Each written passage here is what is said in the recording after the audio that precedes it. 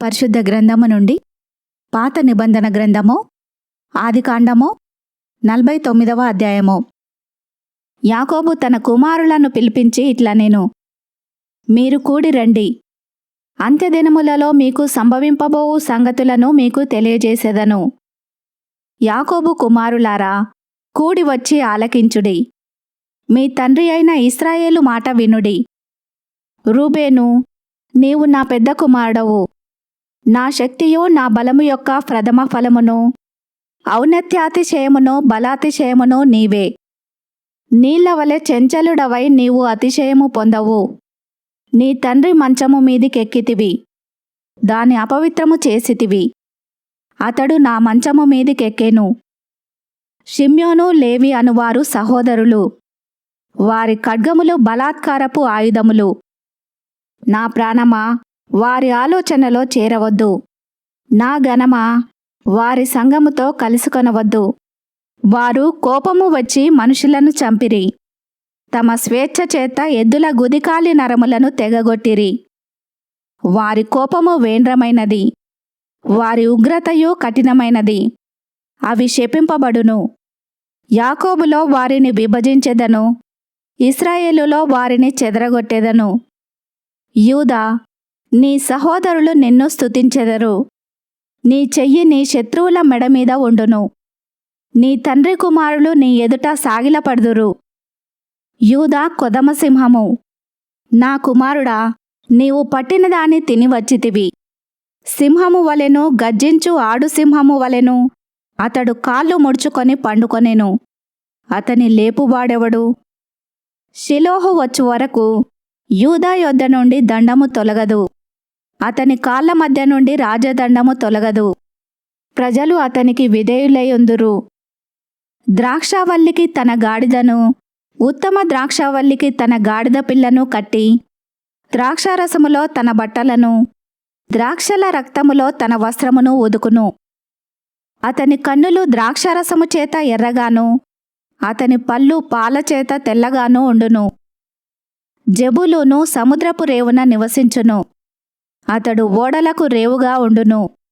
అతని పొలిమేర సీదోను వరకు నుండును.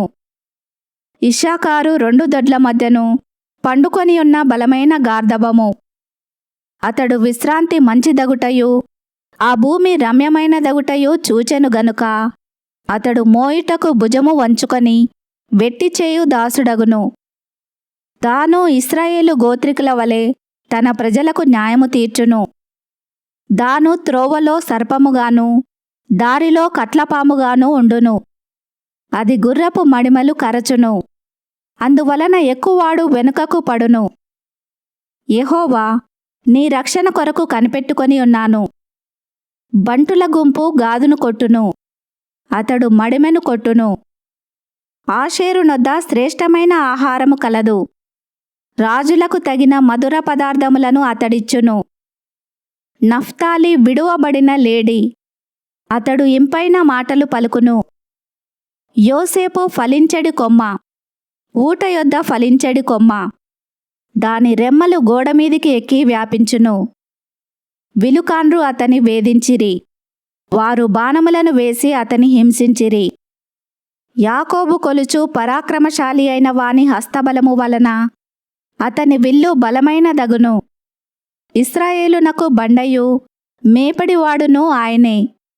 నీకు సహాయము చేయు నీ తండ్రి దేవుని వలనను, పైనుండి మింటి దీవెనలతోనూ, క్రింద దాగియున్న అగాధ జలముల దీవెనలతోనూ, స్తనముల దీవెనలతోనూ, గర్భముల దీవెనలతోనూ నిన్ను దీవించు సర్వశక్తుని దీవెన వలనను అతని బాహుబలము దిట్టపరచబడును.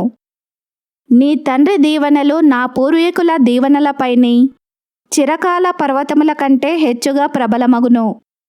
అవి యోసేపు తల మీదను, తన సహోదరుల నుండి వేరుపరచబడిన వాని నడినెత్తి మీదను ఉండును.